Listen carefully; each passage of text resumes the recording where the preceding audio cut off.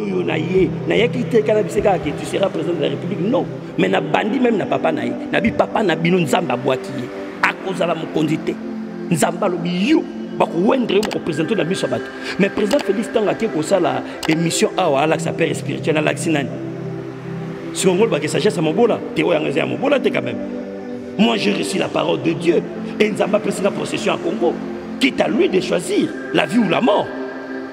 Maintenant, il faut que Nangongo Congo soit en danger. Nangongo pesa Congo est en danger. Même Makambo Kenya est Simbate. Amni la pote. Makambo Kenya dialogue est Simbate. Parce que l'autre a dit que Mouninga Moussuna Azaboe a peut-être a renforcé la position. Moussou souvent dit que il y a tout ça a été. Et le président Félix peut-être encore un Kobosana a dit que Ngande n'a pas na ya ça na mon côté. Bon pour aniter peu Moussou. Pour aniter Moussou. Donc c'est toi le faiseur des présidents du Congo? Non, non, pas moi, c'est Dieu. C'est Dieu. Nous avons appelé ça onction royale. L'onction royale. Et ça, onction royale, nous avons appelé ça pour nous même encore peuple. Tala bateau, président Félix qui travaille dans la bombe qui préparé. Est-ce que le président Félix il a fait en lettres ce que Dieu lui avait dit? Comme a dit Chekei. Et c'est des choses spirituelles. Alors pour arranger ça, il faut président Félix Aya Bongi, ça c'est ça. Mission Zambatindinga. Pourquoi mission n'a pas la mission? Mission n'a pas la pambate. Mission n'a pas la parce que tous autres dans moment où tant et cause la dire. Ça d'anglais ali président Félix Asonga Nandaku. Ndaku ndeza na solution na ye. Ndaku ndeza na nzatala. Mais c'est plus ngana ki na nzambe pire. Les hommes de Dieu là baba sa nzambe te. So batuni lo bangam na tous ces serviteurs là baba sa nzambe te. Au fond, il y a quelque chose et ça le roba okumba mena. Bonjour mesdames, messieurs, fidèles internautes, bienvenue dans votre magazine Vision d'Aigle, un magazine socio-religieux. Quand vous avez l'habitude de suivre ces beaux magazines, encore une fois, nous sommes venus pour parler de la République démocratique du Congo. D'autres beaux pays, un pays potentiellement riche, malheureusement son peuple est scandaleusement pauvre. Et ici, nous sommes en train de parler comment trouver les solutions dans cette crise qui est en train de ronger notre pays, la République démocratique du Congo, à la partie est de notre pays. Comme nous avions eu l'habitude de dire, parler dans ce magazine, avec un serviteur de Dieu, un éminent apôtre que vous avez connu. Avec lui, nous allons parler de la situation sécuritaire, de la situation diplomatique de notre pays, la République démocratique du Congo. Avec apôtre Henri Ngotoma Weja, cet apôtre que vous avez eu l'habitude de suivre depuis 2015. Nous avions parlé à propos de Joseph Kabila et nous avions parlé à propos de Tchéni Tshisekedi, nous avons parlé à propos de beaucoup de politiciens dans ces pays. C'est pendant lui que le Seigneur avait mandaté en 2015 pour aller trouver le président de la République, son Excellence président de la République Félix Antoine Tshisekedi, en 2015, qui lui a dit que c'est toi le choix de Dieu, c'est toi que Dieu a choisi pour que vous dirigez ce beau pays, la République démocratique du Congo. Mais vous ne le ferez pas seul, vous le ferez avec seul Dieu, sans la recommandation de Dieu, vous ne ferez rien. Mais cependant, notre président avait eu contact avec d'autres personnes et comme l'a dit toujours apôtre Henri, il l'avait négligé. Et aujourd'hui, apôtre Henri est avec nous. Nous allons parler du message que le Seigneur l'a donné à propos du pays. L'avenir de notre pays est en jeu. Et je ne traîne pas et je dis déjà bonjour apôtre Henri Ngotoma Weja. Bonjour messieurs les journalistes et bonjour à tous les téléspectateurs qui nous suivent à ce moment. Merci tous nos téléspectateurs, nos internautes, partout que vous nous suivez. Nous savons qu'aux États-Unis, au Canada, en France, en Europe et j'en passe en Afrique, partout en Asie, et que vous soyez nombreux, restez scotchés, restez collés dans ces magazines. Il y a des vérités que vous allez écouter ici. Je vous prie de nous écouter attentivement car le message de Dieu est tellement fort aujourd'hui. Apôtre Henri Ngotoma Weja, et comme j'ai toujours l'habitude de dire, c'est une émission à bilingue. Nous allons toujours parler beaucoup plus en lingala pour que tout yébanako véhiculer message na peuple congolais au balingara mingi lingala. Yebisa biso papa nangai na yambio lelo susu na plateau nangai oya magazine Vision d'Aigle message nini oye nango pour na peuple congolais toko tambala moko na vif à sujet. Message, son message, c'est trop dur. On a une continuité. Donc, on a une continuité. Tu es le loto de la Macambo Italie Est, parce que rien ne marche, tout est bloqué. Alors, on a reçu la mine qui tente au côté de la profondeur. Peut-être c'est l'oroni nzamba lingi, peut l'oroni nzamba zokanisa. Atako batwa koimbisi motema nzamba tkelika nzambe. Merci. Amen. Nzamba tkelika nzambe, Dieu ne change pas. Il est le même hier, aujourd'hui et éternellement. Voilà comme a dit l'apôtre Toro Belaming Makambotali Est et la République démocratique du Congo. Nord Kivu, Sud Kivu, aujourd'hui Bukavu est en danger. Apporte Henri Ngotoma Ouija, to kotana nukaka na sijango ya Nord Kivu, lelo otuzomo na Goma et Kwei.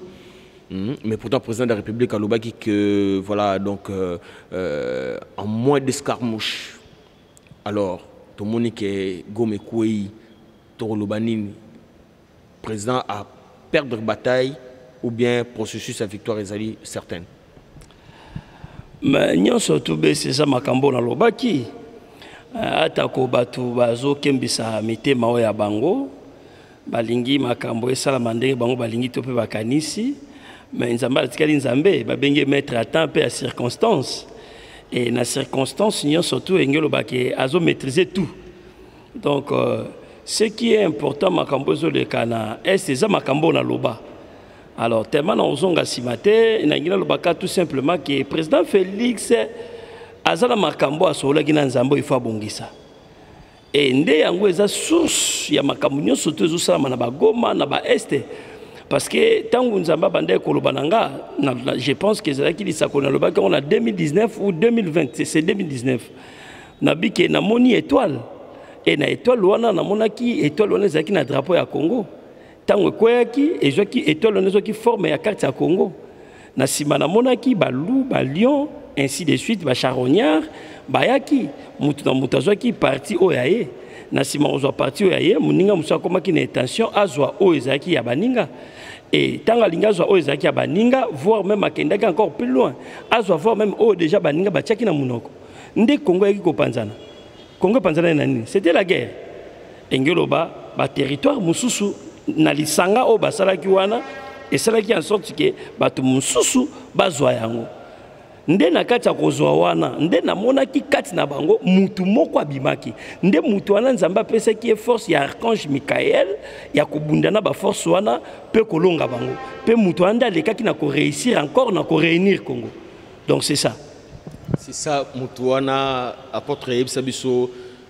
C'est parce que c'est la prophétie, c'est la vision que nous avons en 2019, nous avons les alliés prophéties, les lots au Bangin alliés réels. Maintenant, il y a les concrets. Tout le monde est le Congo est divisé par propre intérêt. Nous avons intérêt charognard à gauche et à droite.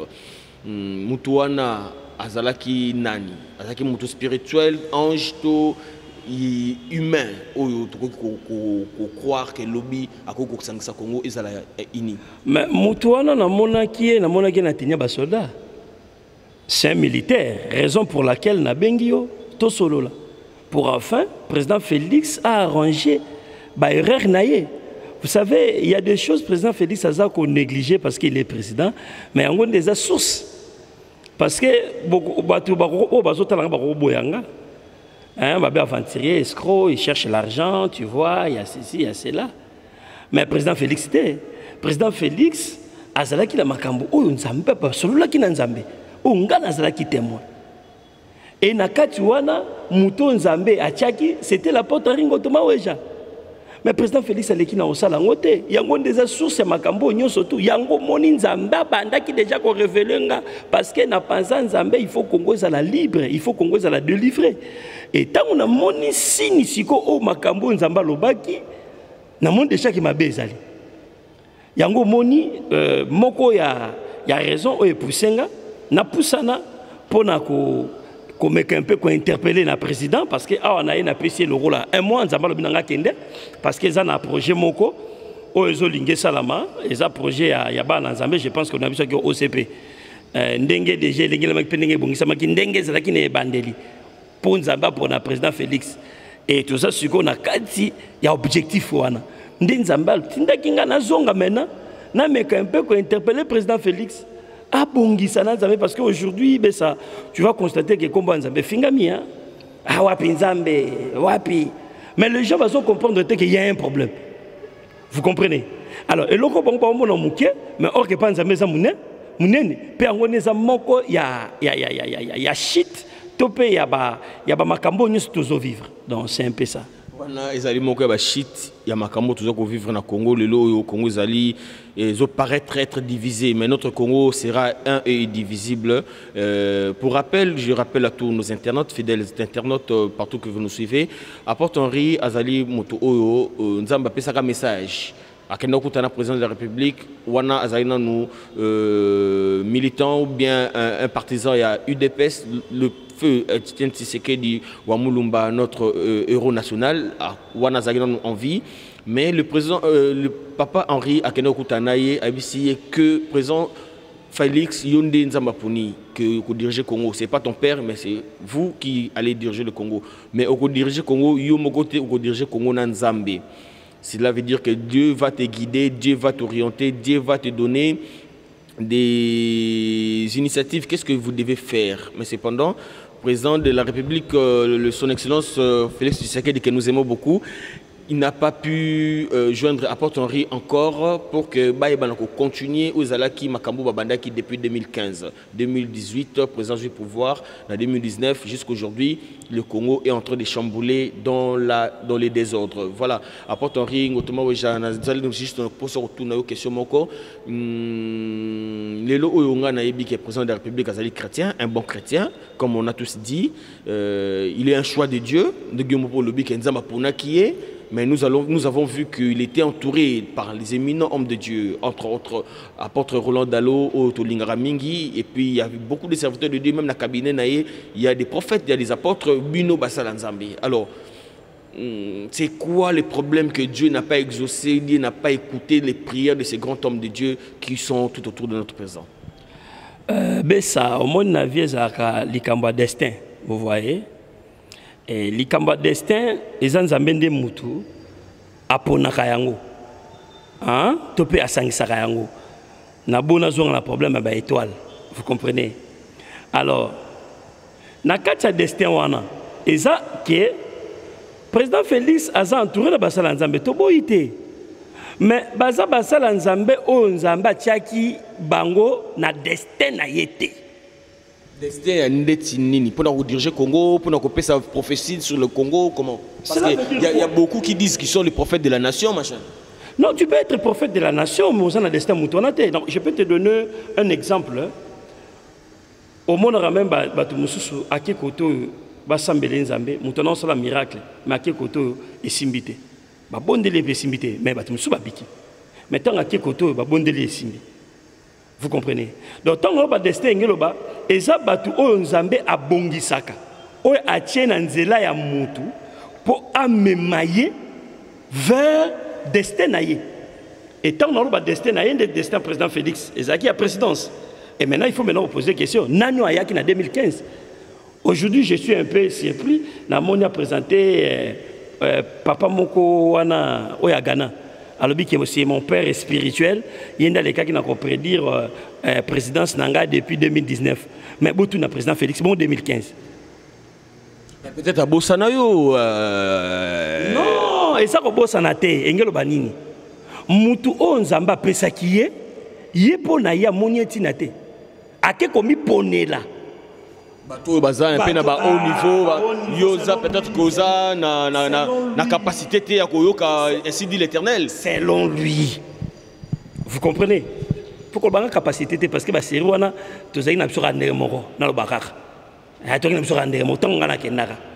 Et ça sauf que le lendo a vie hein, le lendo donc à mon Mais oui, mais apôtre, mais oui. Ça peut pas comprendre. Ah bon, Nasi même caméra papa na biso za liboso na zo filmer moto fire ayebi. Tanga la sélection Etienne Tshisekedi 2011. Donc Nzambe a tchakinga na destinée na bango. Topé na destin na bango. Président Félix Nesikoyo na envie na ye na orgueil à mokili. Il m'a laissé. Voilà pourquoi et créer maintenant problème. Ndé le maintenant et memi na kati échec. Et le but que basa nzamba basa nzamba était sauf que basa nzamba oh ya destin a yété. Maintenant dans tout ça sur nzamba za nakanda parce que Congo eza pena ko pour père apesanga. Congo eza pena ko père apesakinga. Et puis ceux qui va congolais ba boya na bango. Et puis quand moi je parle, j'aime pas convaincre tout le monde. Il y a que les gens va toi na kati révélation. Ce qu'on l'a dit na kati molimo na matin molimo na nzamba convaincre. Ceux qui Congo au télémélaranga, il n'y aura jamais changement au salamara nangote. Parce que tout le système, il s'agit politique. Le lenga koeba kofanda, le lenga koeba kozana peuple. Social. Social, disons. Dans le social, c'est dans la politique toujours. Zambé aleki na kopé sapiso. Ndezala ki moko ya eloko o nzamba pesa kinga pona mema. Le président Félix, mais le président Félix il a fait le contraire. Voilà pourquoi nous sommes tous à raison pour laquelle le la Congo est mboka ya Nzambé. Nzamba zongi singa lisusu. Oh non, non, comme na soukate parce que na rochité. Non, to fongo li vraiment théâtre doit rendre la intro. Non, pas to fongo mete. Le la Nzambé a zongi singa, pour Nzambé na zongi singa. Alors binanga, Félix azamo ananga. Kende. Yenda ko faciliter na moment parce que to komi na temps souka. Ba to ba comprendre. Moment to komi to continue na moment o Bible lobaki passe rozala. Alors Congo ezali mboka o nzamba bongisi pona ko yamba ba Kristo o ba okima persécution engoloba ezana bitumba o ebundama entre force du mal et force du bien. Maintenant pendant ces périodes, le diable va régner. Oh Bible lobby passe combattre et battre belé. Mais le cas d'Apocalypse, Jésus le baki était Abifa Tchabilembo. Et voilà pourquoi je suis ici pour réunir les enfants de Dieu. Pour réunir les enfants de Dieu. Tout l'année, on est au ça à l'avenir. Mais mon temps qu'on faciliter tâche c'est Félix, c'est président Félix Boulimbissa. C'est président parce qu'aujourd'hui il est président. C'est président Félix. Voilà pourquoi nous sommes venus pour nous interpeller dans Kende et sa dernière message. Oh, il appelle ça dernier message. Et puis dans ça l'émission, nous avons couché un mois. Nakana un mois. Nakana un mois. Je pense que ça a une mission sur Naouta Roleka. Le président Félix est normalement un coup d'État. Et c'était prévu Nzambé Aleka na Rosimbayo. Mais na bonde la giponayo. Mais pour dire que makambo na lo baiser à solo. Nzamba le bero simba libotana. Na biseke que ça dernière signe on a pesi. O eza ko annoncer coup d'état naï. Ezana banini 2019. O eza ko annoncer coup d'état. Pendant tout ce temps, j'ai eu encore le temps de prier pour lui. Et maintenant, Nzamba comme na suka. Yango remarqué pendant tout ce temps yo yebi. Nalingaki même yo yebi nangala ba ola même comme ba Moïse comme donc pour kaka azala l'aise. Pour kaka azala l'aise. Mais ça n'a pas tenu. Moïse pega ndenge moko. Ayamba mosakola boya mani mosakola. Ça n'a pas tenu. Et Nzamba ça ce qu'on a besoin de livrer peuple naï. Et jusqu'au temps moulaï, banana banda robela jusqu'au jour du président Félix atikala ta kobengate. Mais je suis dans ça surpris dans moni Roger Bakalbi ba coûter na président 4 fois. Même dans Ngongo, on a moto fazana azoka passi parce qu'il yebi pas sur biso to moni pour na IDPS. Pas sur ngana mona ayebi. À sa première muta c'est la ranga clip ya ofele. Batu nyonso ba boaki yendem da sala clip wana. Et compte tenu de ça, Nzamba c'est sur on peut être traité. Il faut qu'on nous a délivré. Nation zoka ndenge comment Nzamba efingama. Mais apôtre Naka tout le moment qui n'engage juste dans le belo moyen épinglé rapidement. Vous savez est-ce que vous vous rappelez encore d'une mission de Saka, une mission de Salana en 2017, je crois, avant de voyager. Le Baka qui est président de la République, Félix Tshisekedi, c'est un homme bien, c'est un homme bien. Alors, comme Tomoni Ndenge a dirigé Mboka 5 ans passés, dans le deuxième 5 ans, au PCA, il y a toujours le même discours, il y a que le président de la République a un homme bien ou bien c'est un homme qui a changé de face. Non, Bessalangaï. Nabara c'est un homme bien parce que Natala Ratiti naïe mais agissement naïe ça n'a pas sur ebi ça na biso asona obeteli sur le président Félix pour eza musala nzambe besa nzamba omona pour musala nzambe Et nous avons le lobby nanga qui kende pas na, il faut na kende kaka. Mais nanga mo na ko ya pas président Félix c'était. Nanga mo ko vraiment. Pourquoi? Non, président Félix a maltraité nga besa. T'es déçu? Oui, besa. Mouta blessé le roi président Félix Azate. Pour ça nous allons besa. Combien de temps j'ai beaucoup souffert. Les méthodes n'ont que ma colo kokutane Etienne Tshisekedi. Pour ça nous allons au fait. Libisa. Pour ça nanga zaki lo musu te besa. Les pambolines zamba déjà quand on vers ses enfants. Et c'est pour le président Félix T. Tout simplement, le président Félix Azeka, le quoi Moutazo représenté les pamboli, le quoi l'instrument, on zamba bongi, c'est qui peut assez là-bas en aïe. Mais le président Félix a fait le contraire. Avec beaucoup d'années à combat, pour n'a qu'il beaucoup d'années en 2015. Et puis papa démocrate, le binaïe, que Chilombo. Prophète Ozalaki na papa, Etienne. Là, Etienne Tshisekedi vivant. Maintenant, tu finalises ma cambuta, ma cambuta, si tu as dit que ça a lobby en 2017. Parce qu'après 2015, en 2017, pour moi, ça a raté. Là où ça a confirmé même que le président de la République, le lot a commis président, parce que 2017, il était. Parce que oui, c'est difficile pour naïe parce que Fayoulou, Kamere, il y avait des grandes têtes. Non, même pas grande tête, parce que Etienne Tshisekedi était là. Il y a il n'était même pas. Tant on a eu le ballon en 2017, il n'était même pas. Mais Bessa, Yoyebi, combien de fois on a bengaye? Atika Yambangate. Ngao naye, naye qui te kanabiseka que tu seras président de la République, non. Mais na bandi même na papa naye, na bi papa na bino nzamba boakiye, à cause de la mokondité. Nzamba lobi yo, bako wendre bako présenter la mission bato. Mais président Félix Tanga qui ko ça la émission awa ala sa père spirituel ala xinani. Si on veut que sagesse à mon bola, t'es au yangazé à mon bola t'es quand même. Moi j'ai reçu la parole de Dieu et nzamba peut la procession à Congo. Quitte à lui de choisir la vie ou la mort. Quitte à lui. Parce qu'un Bible dit, il y a bon moi, il y a Koufa. Mais le coup, la frère, parce que ici, je fais que la volonté de Dieu. Pour moi-même, je ne peux jamais encore retourner. Là, le président Félix, c'est le président Félix, c'est Nzamba Lobité. Maintenant, il y a un Congo, c'est en danger. Dans le Congo, c'est en danger. Même si je suis Simbaté. Je suis en dialogue Simbaté. Parce que l'autre a dit que Mouninga Moussina Azaboué a peut-être renforcé la position. Moussou Souva dit qu'il y a tout ça. Donc cela veut dire que c'est l'hypocrisie entre les deux camps. Et c'est la guerre totale. C'est la guerre totale. Maintenant, dans tout ça, Nzambe, le col a toujours président Félix, il m'a encore attendu les sous Alobi Henri. Pour la robe, ça va s'écrire sur tout. Et le président Félix peut-être a correct au Bossana a dit que ngane na yare pa na yak ça mon condité bon pour aniter pe mususu pour aniter mususu. Donc c'est toi le faiseur des présidents du Congo? Non, pas moi, c'est Dieu. C'est Dieu. Nous avons na apesinga onction na abenga ngo onction royale, l'onction royale. Et ça onction royale nous avons apesinga pour na même encore peuple. Tala bateau président Félix qui travaille na bomba qui préparé.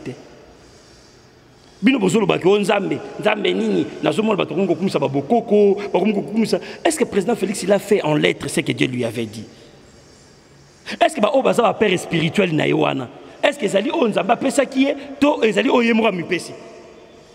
Na ba sentiment na emoneli na mais quand même beaucoup na Nzambe apporte Henri au monde que le président de la République a salé loko aucun président avant lui l'a fait et puis voilà. Ça nangai besa ko kaba mboka na mboka Nzambe botu na président Félix vision na soki on na pesa que vision na botu na président Félix na pesa que vision na makamunyo soto asala ki même oyo prophète akende ko sana 2000 tala lo bango boyo karata 2019 et ça makamona bisa qui est maintenant ça na batu mususu. La Bible déclare ceci nyonso boko senga selon la volonté de Dieu. Il faut bien préciser. Selon la volonté de Dieu. Nzamba opesa. Bon, ce que oyo so sengi selon yo. Parce que la volonté de Dieu c'était l'apôtre. Et puis le président Félix est conscient. Sur à qui la faute? Oh, nous sommes vivre. Et ça problème on a pour conflit spirituel. Et c'est là qu'on négligé. Mais ça guerre. Et ça grande guerre. Elle est même guerre physique. Parce que yo ko ya no apôtre, le biki na kunda apôtre, mais nzamba ya bika apôtre. Siko ko sanani. Beso ko sanani. Ata bato babenga ke aventurier, aluka mbongo, et à ceci, à cela, mais place de écouter le président Félix Bautron parce que la guité. Problème aux akali kabanga, na président Félix. Voilà pourquoi na yego le président Félix et amaka ba luka ngate. Aya ko bongisa. Abandawa.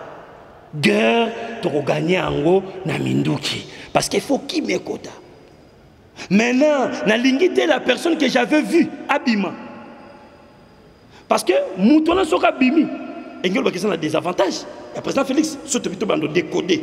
Parce qu'au milieu d'eux, j'avais vu un homme. Et cet homme-là, Azaki militaire. Azaki militaire. Sur l'andi de Sakonanga, la paix Sakiwana. On constate que c'est vrai. On remarque que Congo Kabola quand on le voit gâteau, FCC, F Madesu, F Foufou, F Fumbo. Et par après, le président Félix a su gâteau sur taper ça qui va ninga. Nasima comme on l'a de la même moitié que nous, il y a un liboula nanga. Liboula nanga ya carréminé naï. Quelque part on peut constater les sous à quel cambi maman Olive, Babylon Rabandero ya fa futa taxe ainsi de suite, Babylon na yoane kangama. Et c'est le roi tchèque na monoko. Et comme on a Congo Kabona, c'est ça, il y a un bandit suko. Goma de GKI.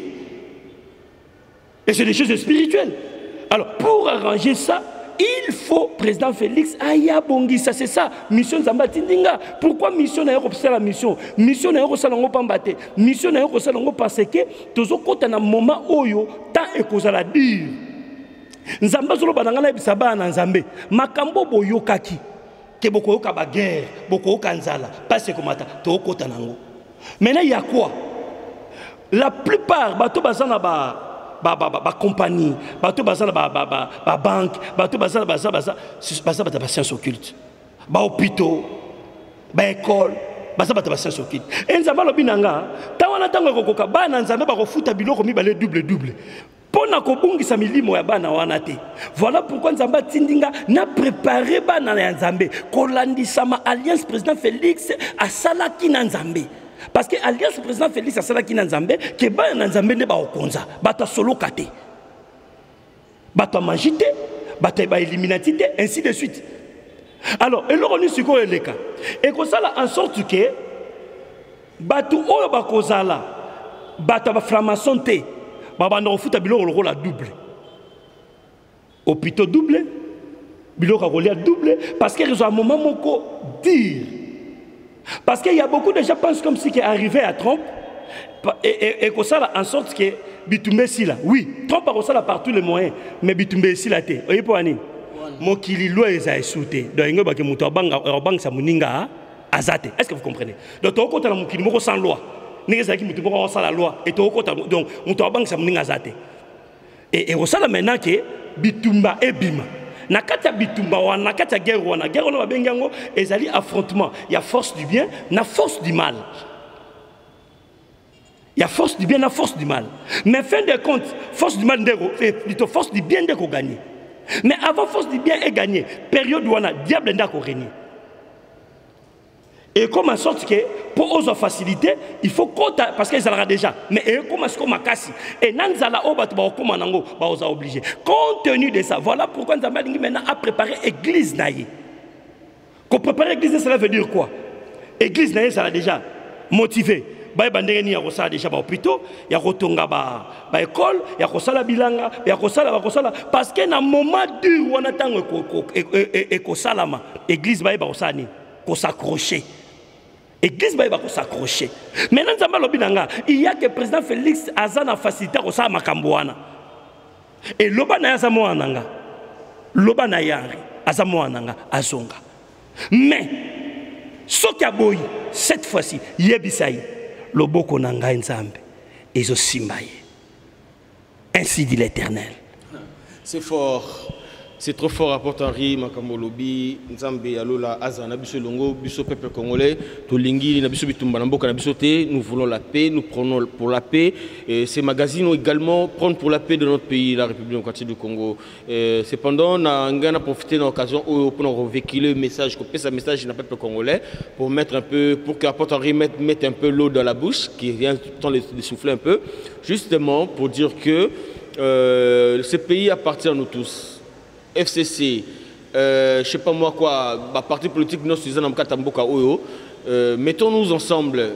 Ceux qui ont salaire, Torubungi Samboka O, Mboko Zamboka Bako Batike la Kibiso, ceux qui sont Torutiki Lango Bana Bisote, Toko hérité Mboko Kabwana et Zala, perte pour Nabiso.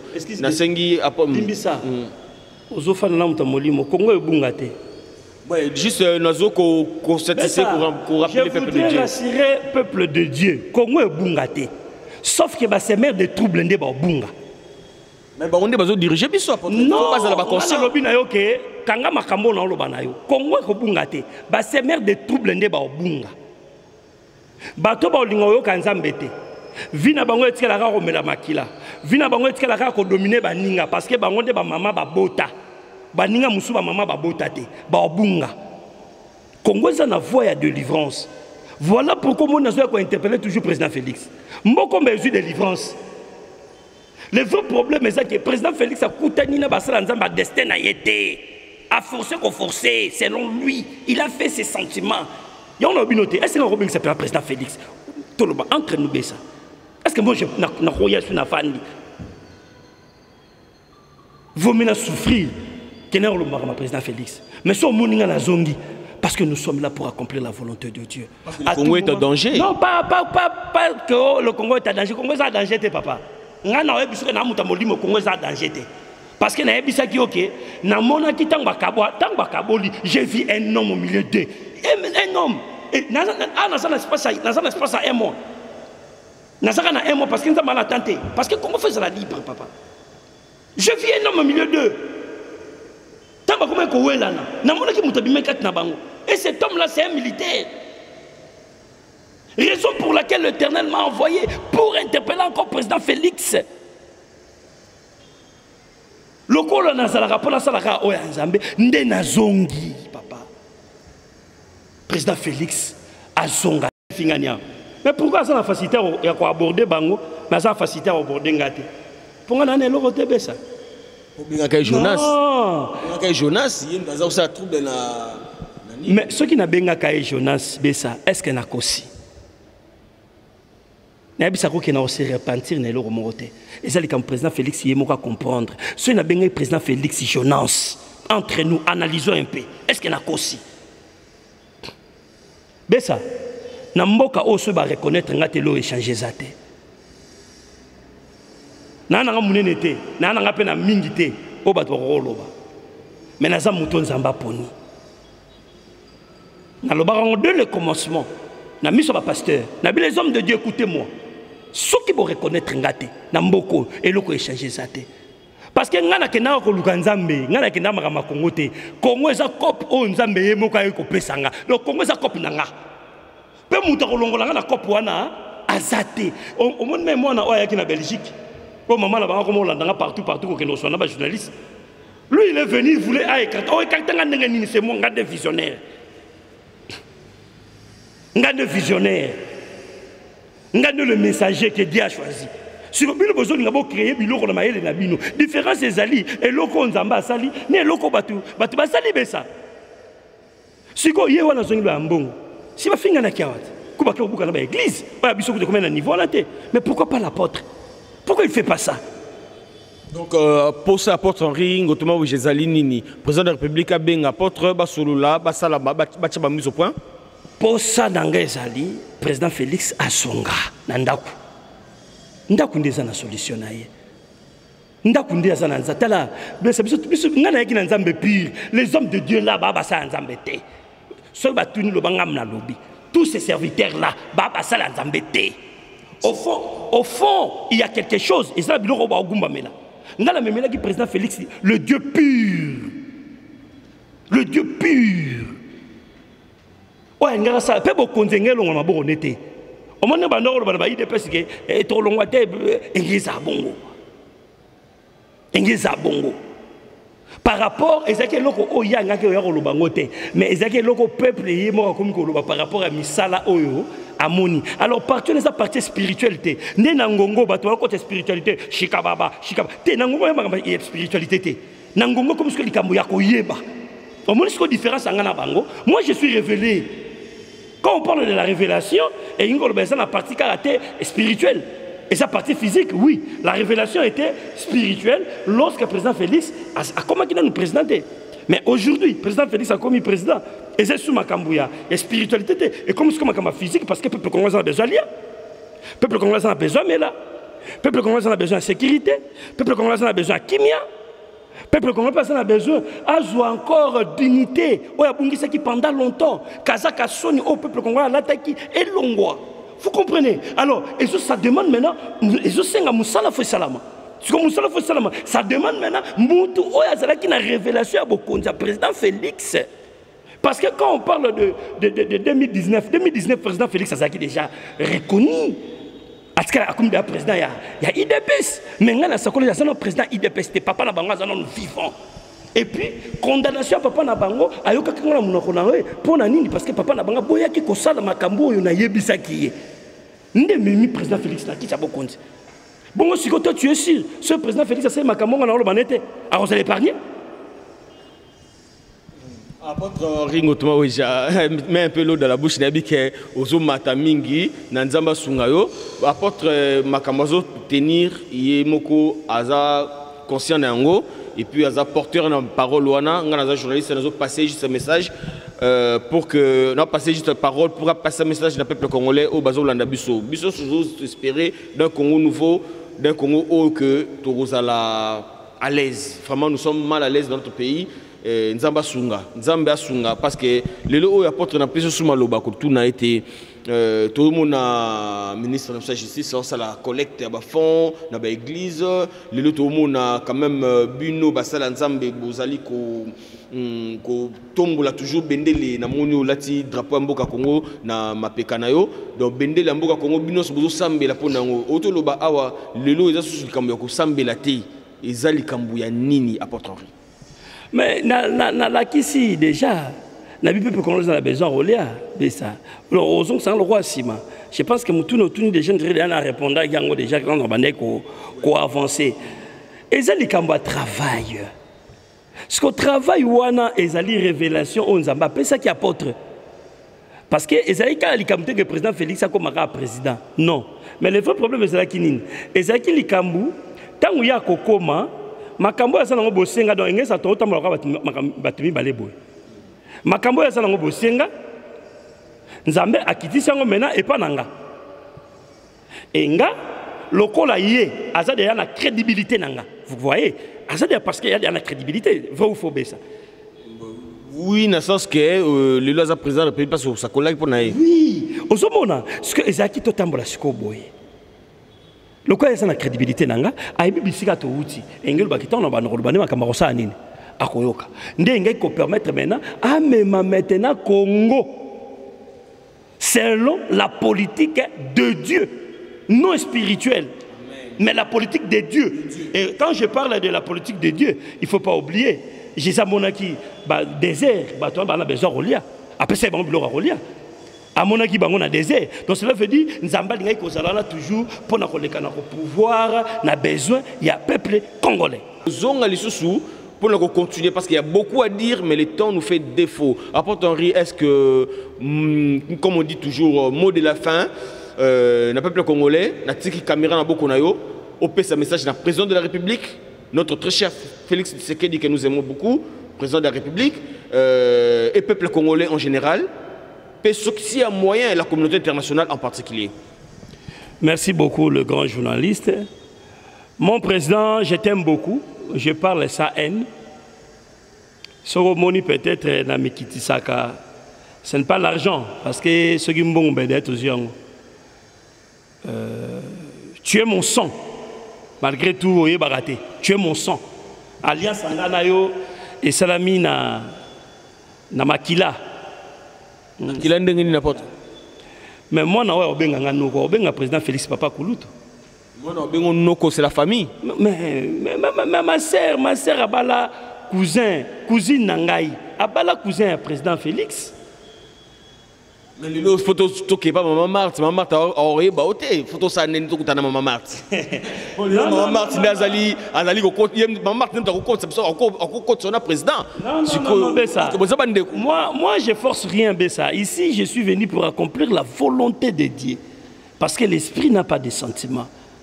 En dehors de ça, voilà pourquoi on a révélé que Makambo est un robot. Sauf que Batou Balingaka Balo Makambo monté mezo sepela nango. Et en on les détruire. Or, autre peut c'est ça le Congo bololo, mais ebi kisama malaria. Ozomona. Et ngana robondele na kombo na Yesu ayoka mungu nzambe. Amona teke ngana lobi. Ngane na yako talise makambo ebatami na molimo. Ayoka mungu nzambe et on va gagner la guerre par les armes. Par les armes. Par les armes. La négociation. Parce que négociation est aussi battue entre les deux. Il y a ce qu'on appelle l'hypocrisie. Est-ce que vous comprenez Loba? Donc l'autre, il cherche moyen, comment maîtriser la situation et à renforcer position. L'autre, il sait que il y a ceux qui toquent à Balukaranae. Vous voyez, na bango bazo loba. C'est la guerre totale. C'est la guerre totale. Donc il se prépare pour la guerre. Oui. Il fait la prépare la guerre. Cela veut dire quoi? Même si il y a une négociation, parce que mon président Félix, c'est ça la négociation. Mon thème appelle Nanga dans la négociation. Parce que il y a déjà la négociation. Est-ce que tu comprends? C'est un effet spirituel, c'est difficile pour toi comprendre. Donc, il y a un lobby avec un kamabe. On peut sortir le lobby avec un kamabe. Parce que na kat na bango intérieurement, na kat na bango. Donc, parce que il y a des pensées négatives. Donc, on a muninga le basé que ça est le mot zarobatama. Tu comprends bien ça? Donc, c'est ça ce qu'on appelle la guerre intérieure, c'est la guerre totale. Et voilà pourquoi j'ai fait l'appel. Deuxième point, Nathalie Caméra, Nzambe nangongo kana fanda ndem Nzambe makamba lo bananga. Nzambe lo binanga boy. Naloba na muto ozolanda ngai. Mutu nyonso to azokanisa a travailler pour na Congo, a travailler plutôt na Nzambe pour na Congo. Nzamba lobi o contacter ngai. Bo contacter ngai. Yo yo landanga. Oyoki mungongo nanga. Olobi que non, moi aussi je vais servir Dieu sous les drapeaux. Nasi numéro ezanase. Au moins, on m'apporte, on contacte Ngai. Et j'ai des choses à vous parler. Nangongo na balobe ça, et ana mutuwana. Et nangongo na loba parce que quand on a fait na kitane nzamba lobi nanga boy, je ne sais pas le makambo après émission il y a quoi. Mais nzamba lobi nanga boy. Mutu nyonso to yo na pensé. On a pensé au travailler na Nzambe pour na Congo parce que Nzamba lingi a délivré mboka oyaye. A délivré mboka oyaye. Soko za na pensé on a contacté nga numéro za na C. J'ai des choses à vous dire. Pour Nabana Nzambe, bisika nyoso tu bozali ba Nzambe. Tobengi tolobi OCP. Comme partenaire de Zali OCP. OCP. Et ça moko partir tozo bongisa pour to lancer. Et ça OCP. OCP ngolobani. Hein? Oui, c'est possible. Donc oui, c'est possible. Donc c'est possible pour un Congo fort, c'est possible pour un Congo meilleur, c'est possible wana bandeko ba continuer. Donc c'est possible. Guerre ici là, c'est possible. Le Congolais mange 3 fois par jour. Oui, c'est possible. C'est toujours possible. C'est toujours possible. Ndengwana tolobi boye. Ba na Nzambe bisika o bozwami boya bo contacter apôtre Henri. Ah to sangisa ça ba na Nzambe. Si tu es païen koyate. Pourquoi? Non. Et là na Congo ezali pona bana ya Nzambe. Besa. Au moins, plutôt miné nasi na lobaki ezabango. Ba compagnie miné nezabango. Biso ba Nzambe to za skol ngriba misana ba. To za ngriba misana ba. Makambo na osala makambo oyo Nzambe alingaka sa na président Félix. Parce que le président Félix n'a qu'à nous préparer Batouana. Au moins, le président Félix il a travaillé maintenant avec les gens non préparés. Tu vois, au moins il le répète. Parce que ce sont des gens non préparés. Et nous, le bâton, le baba en Nzambe, et Zabana o Nzambe, il y a semence na yekat na bango. Alors, semence en Nzambe, et quand on a na libungité. Et quand on a élu. Même Congo. Même Moutope, Azapé, mon pagano a se repentir à rejoindre, ils sont pas mal. Oui, mais parce que le Congo, c'est un pays laïque. Apporte-Henri, rapidement, je dois citer, nous sommes à la fin. Mais le Congo, c'est un pays laïque. Cependant, voilà, donc, on tient à Bananzambe et catégorie Mokweba chrétien. Donc, cela veut dire que d'autres confessions religieuses, Bazali, pas le bienvenu. Alors, comment on dit, bisogno soit apporté. Ben, ça a tout hypocrisie. À mon hypocrisie de Bomimboko. Il y a un moment où ça va bien, tout le monde église de réveil qui sont catholique et l'immisce catholique, pardon, catholique ce sont aussi les chrétiens, veuillez m'excuser. Au moment église de réveil et qui sont kimbanguiste, qui sont musulmans, mais bon ça lui dit toto, tu as coulé il y a molli moté. Jésus a ça qui clair, beaucoup qui conserver 2 mètres à la fois té. Le col la banque peut pas qu'il compte à ici. Non moni, ce qui prophète à l'obiga ngunza. Ngunza yeba kasimbikisi asimba de akisi ngunza ko ba prophète mais nzamba lingara soutiente biloska bosan nzamba na kimbango nzambe kimbango pe nzambe. Oui mais bangunza baza ba prophète selon notre culture ya bakoko na biso avec mais baza ki ba prophète ba non prophétiser na nguyani. Aujourd'hui vous voulez tout blanchir en ignorant comme si qui c'est ça là nana habite coutume na biso za kindoki coutume na biso za kindoki nana bien côté. Combien de personnes vont voter là-bas mapango? Et là, on est pensé qu'il y a accès là-bas, tata voter là-bas mapango. Et ça y est coutume. Les deux souffrances, tellement Congo na carte n'a pas. Il y a un moment où Nzamba zolinga après sa solution dans Makambo nyonso. Merci beaucoup apporte Henri Thomas Weja. En tout cas, fidèles internautes, bande Konara Balandi, mission magazine Vision d'Aigle, comme je dis toujours, l'aigle voit plus loin que ici. Nous sommes arrivés à la fin. Nous n'avons pas Henri juste après ça 2-3 personnes salutations. Na bango bamboté et puis na oya pour conclure. Merci. Mais na rozanga te na zo pesa mbote pa maman na biso Gisilize on za ba au cadre ya OCP. Bazwami kuna na poto mageti na opesa bango nyonso toute na pesi maman Gisilize mbote place azali na pesi maman nanga Nicole mbote maman Joël mbote maman Fulgence mbote na pesi maman na biso Emily mbote na pesi papa na biso JM donc bana nyonso to ya OCP bisika bozwami ba mbote na bino ngo pe na saluer ba Congo ba congolais nyonso pe na saluer président na biso Félix na linga ko mingi wale zaki musala osko na zonga na kinga. Tu es mon frère. Tu es mon frère. Concernant Europe Sayo, yo kanzambe.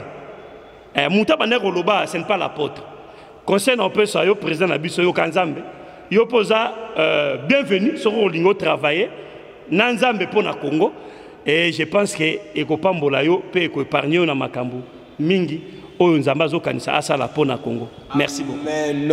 Dieu soit loué, Dieu soit la gloire et la louange.